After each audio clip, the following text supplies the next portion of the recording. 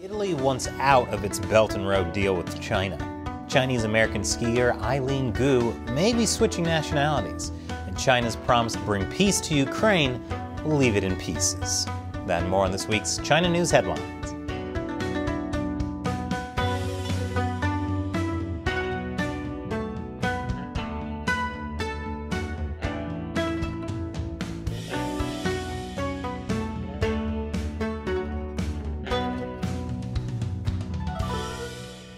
Welcome to China Uncensored. I'm Chris Chappell. This episode is sponsored by Surfshark. You should be using a VPN like Surfshark to protect yourself whenever you go online. I'll tell you more at the end.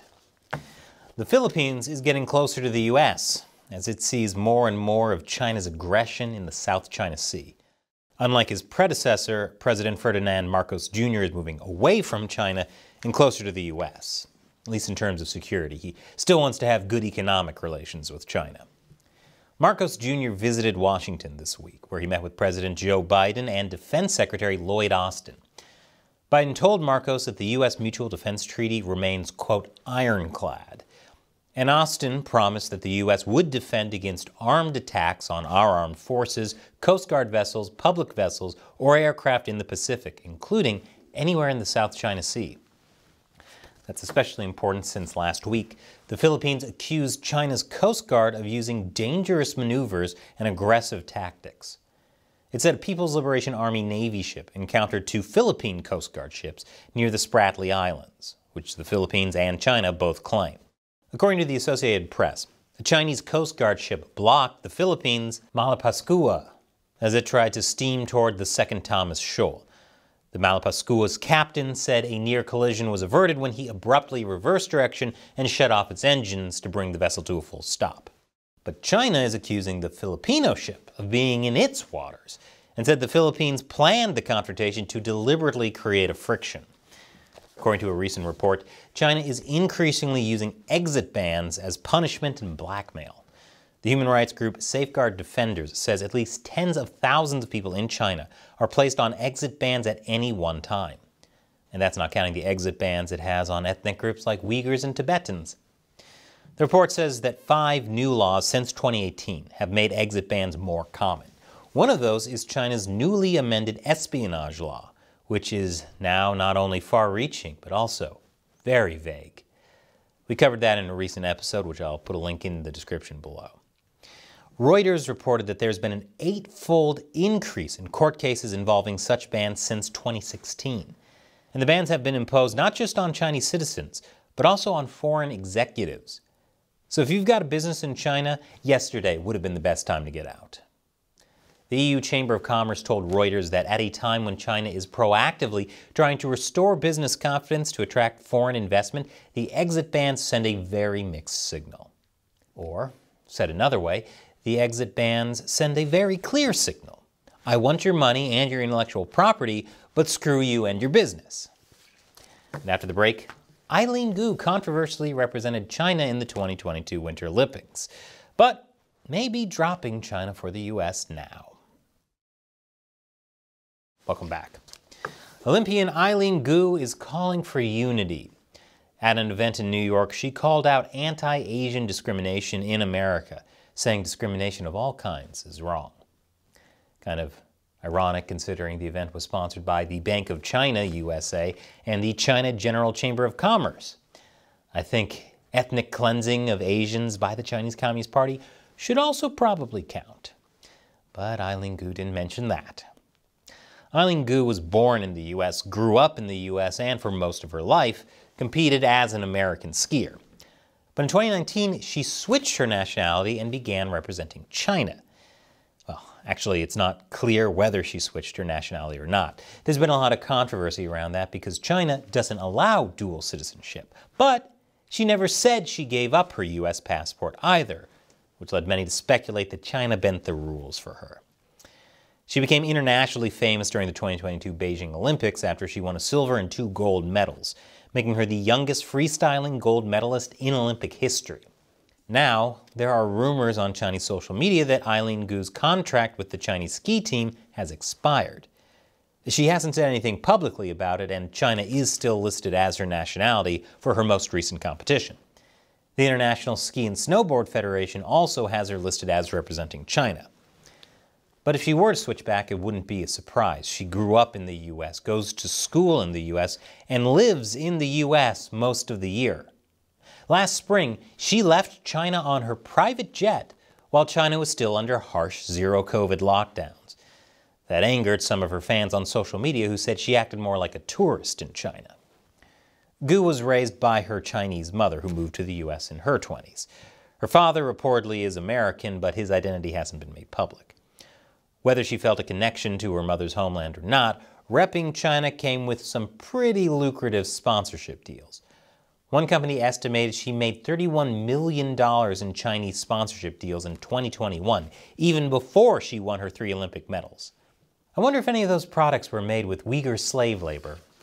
And speaking of allegiances, we reported last week that China was planning to send an envoy to Ukraine, after Xi Jinping and Volodymyr Zelensky spoke for the first time since the start of the war. Well, we now know who China's sending. And it's pretty clear he's the best possible choice for Russia. Li Hui was China's ambassador to Russia for 10 years before he became China's special representative for Eurasian affairs. He once wrote that China needs a powerful Russia, and that Beijing and Moscow would stand back to back and shoulder by shoulder. If you've been paying attention to Sino-Russian relations, that shouldn't surprise you. Xi Jinping and Vladimir Putin have declared a no-limits friendship on several occasions. But at least publicly, Ukraine has welcomed Li's appointment, despite his apparent chumminess with Russia. A spokesman for Ukraine's foreign ministry told NBC that they hope that Li's deep knowledge of our region will help him to communicate impartially and effectively with all parties. And after the break, will Italy get out of the Belt and Road trap? Welcome back. Italy signed up for China's Belt and Road Initiative in 2019, but it's now having second thoughts. New Conservative Prime Minister Giorgia Meloni campaigned on bringing Italy closer to Taiwan. China doesn't like that. Italy has to make a decision soon about whether to stay in the Belt and Road program or leave. The deal is set to expire at the end of this year, and if Italy doesn't cancel it, it will auto-renew for another 5 years. Italy wants to keep China as a trade partner, but doesn't want to get too close to Beijing. Last time Meloni met Xi, she said she hoped to increase Italian exports to China, which Beijing could use as a bargaining chip to keep Italy in the deal. Anyway, if Italy wants to move closer to Taiwan, it's certainly taking its time. A delegation of Italian politicians was set to travel to Taiwan this month, but their trip was delayed indefinitely. Italian media La Stampa reported that it was because they wanted to avoid going at a time of high international tensions. What they don't seem to realize is that international tensions are going to remain high because high tensions mean China always gets its way.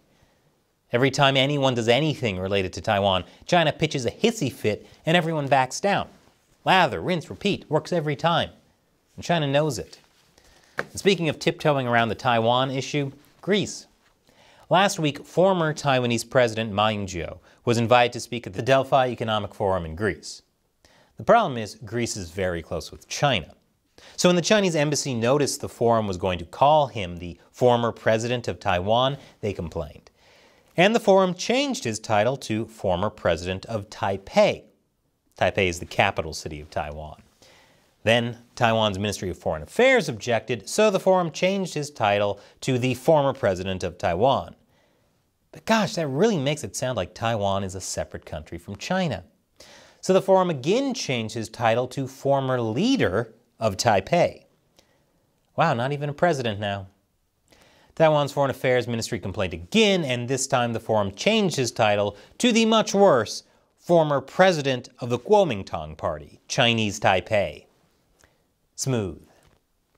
The ministry condemned the change and said it would have nothing to do with the forum anymore, but apparently Ma didn't feel the same way because he still attended. Ma, by the way, sought closer ties with China when he was president of the Kuomintang Party, Chinese Taipei. In 2015, he became the first Taiwanese president to meet the leader of the Chinese Communist Party in 7 decades. In fact, during his speech, Ma was adamant that Beijing wasn't ready to attack Taiwan. Yeah, China is just constantly sending warplanes near Taiwan because they love Taiwanese bubble tea. Politico reported that Ma was introduced on stage as Taiwan's former president and in a press release afterwards. However, the live stream of the panel discussion he was part of was reportedly removed. Clearly, Greece has taken its Taiwan policy to a whole new level of strategic ambiguity. And this episode is sponsored by Surfshark. When you go online, everything you do is being tracked and logged by the websites you visit and your internet service provider. In many cases, by the government. And if you're in an authoritarian country like China or Russia, this kind of tracking can put you at risk of surveillance and even arrest. Citizens like you and me are being monitored constantly. And that's why you should always be keeping your internet activity private using a VPN like Surfshark. Surfshark secures your data with top-of-the-line, uncrackable encryption. And on top of that, Surfshark intentionally does not keep logs of what you do. In fact, one cool thing it does is keep a server network in the British Virgin Islands, where local laws allow Surfshark to not keep user data logs. So if you haven't yet, check out Surfshark. With just one Surfshark account, you can connect as many devices as you want. So try it out now. Surfshark has a special deal that includes 83% off a 2-year plan plus 3 extra months for free. You can protect yourself for just $2.21 a month. So go to surfshark.com/uncensored and use the code uncensored to secure this deal. The link is in the description below. Once again, I'm Chris Chappell. Thanks for watching China Uncensored.